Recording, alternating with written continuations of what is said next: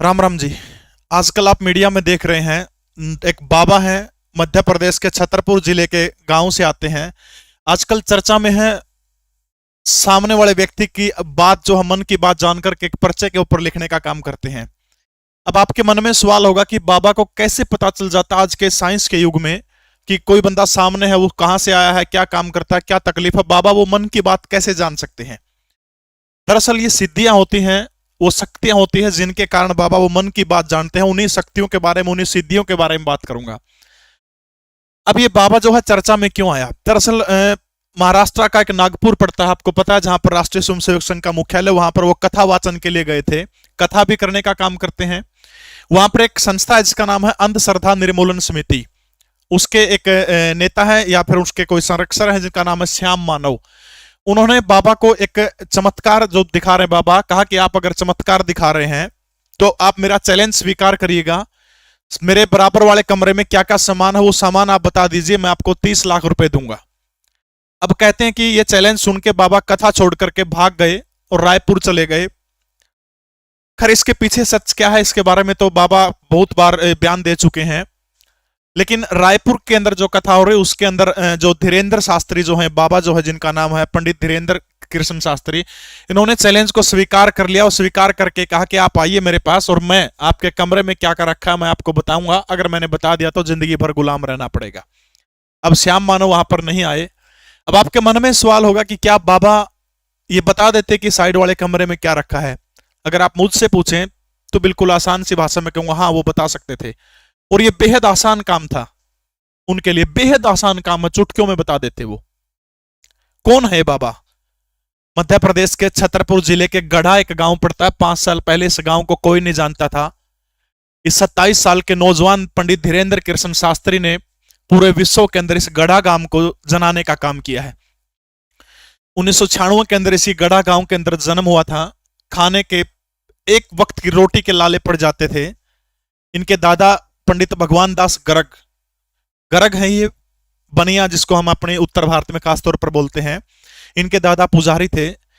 11 साल की उम्र से पंडित धीरेन्द्र कृष्ण शास्त्री जो है वो बालाजी भगवान जो है उनकी पूजा करने का काम करते हैं। उनके हाथ में भगवान हनुमान की गदा रहती है, उसको घुमाते हैं, घुमाने के बाद में चमत्कार करते हैं। लेकिन आपके मन में एक सवाल होगा कि क्या वास्तव में चमत्कार करते हैं? क्या वो एक अंधविश्वास फैलाते हैं? क्या कुछ शक्तियां हैं? उनका जवाब मैं उनको देने का काम आप लोगों को करूंगा। दरअसल रायपुर के अंदर नेशनल मीडिया के सामने, देश के बहुत सारे मीडिया चैनल थे, उनके सामने बाबा ने चैलेंज दिया कि श्याम मानव यहां पर आए, मैं आपका चैलेंज स्वीकार करता हूं। लेकिन वो नहीं आए। अब आपके मन में सवाल होगा कि वो क्या शक्तियां हैं, वो कौन सी शक्तियां हैं जो पंडित धीरेन्द्र कृष्ण गर्ग शास्त्री को आकर के बताने का काम करती हैं। उससे पहले धीरेन्द्र शास्त्री, क्योंकि वो खासतौर पर धर्म, जो हिंदू धर्म से जो लोग बिछुड़ के वापसी चले गए उनकी घर वापसी करवाने का काम करते हैं बड़े लेवल के ऊपर, इसलिए भी वो निशाने के ऊपर रहते हैं। कुछ फोटो है मैं आपको दिखाना चाहता हूं, ये उन्हीं की फोटो है। अब उन शक्तियों का जिक्र भी करूंगा। ये एक फोटो इनके फैन के द्वारा वायरल की गई कि ढोंग सिर्फ धीरेन्द्र शास्त्री करते, यहां तो गाड़ी को पोइम सुनाई जा रही है। ये कोई पादरी है, नई गाड़ी कोई बंदा लेके आया, उसके सामने प्रार्थना कर रहे हैं कि गाड़ी ठीक चले। ये कहते हैं कि क्या ये भी अंधविश्वास नहीं है? एक और तस्वीर दिखाता हूं जो बहुत वायरल हो रही है। ये पंडित धीरेन्द्र कृष्ण शास्त्री हैं, कोई ब्रिटिश महिला है, उनसे गले मिल रहे हैं। ये फोटो बहुत ज्यादा वायरल हो रही है कि देखिए किस तरह से गले मिलते हुए एक साधु को शोभा नहीं देता। अगर मेरा पर्सनल ओपिनियन आप इसके अंदर समझो तो साधु जो होता है दिल से मिलने की भावना होती है। हम माँ से भी गले मिलते हैं, हम बहन से भी गले मिलते हैं, क्या वहां पर हम गलत हो जाते हैं?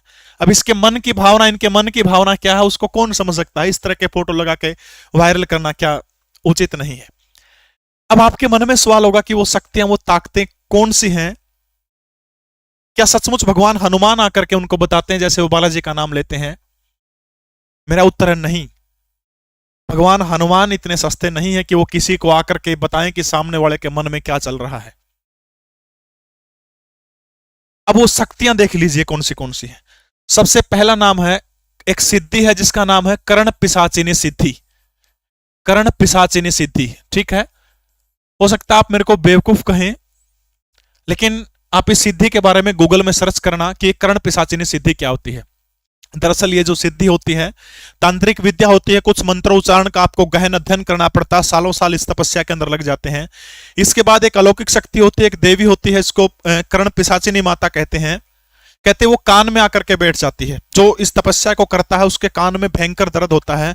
अगर आपको पूरी विधि जाननी है तो आप YouTube पर सर्च करिएगा कर्ण पिशाचिनी विधि, या फिर गूगल में सर्च करिएगा, पूरी आपको पूरा पता चल जाएगा कैसे कैसे इसकी विद्या करनी होती है। वो मैं उस चक्कर में नहीं पड़ना चाहता, मैं आपको सिर्फ बताना चाहता हूं कि पंडित धीरेन्द्र कृष्ण शास्त्री कैसे जानने का काम करते हैं। अब ये मंत्रोच्चारण से कठिन तपस्या होती है, उस कठिन तपस्या के मंत्रों के आह्वान से वो देवी आकर के कान में सब बताने का काम करती है कि सामने वाला कौन है, किस गांव से आया है, क्या काम करता है। अब एक और दिलचस्प मामला इसके अंदर, जब मैंने इसके बारे में अध्ययन किया तब पता लगा कि सामने वाले व्यक्ति के बारे में लाइव नहीं बता सकते कि ये कहां से आया, क्या कर रहा है, लिख के बताना पड़ता है। ये भी एक, नहीं तो अगर इस तरह का नियम अगर वो तोड़ेंगे, अगर सामने वाले के बारे में लाइव बता देंगे, कहते हैं कि ये देवी जो शक्तियां जो है ये कभी नहीं आती।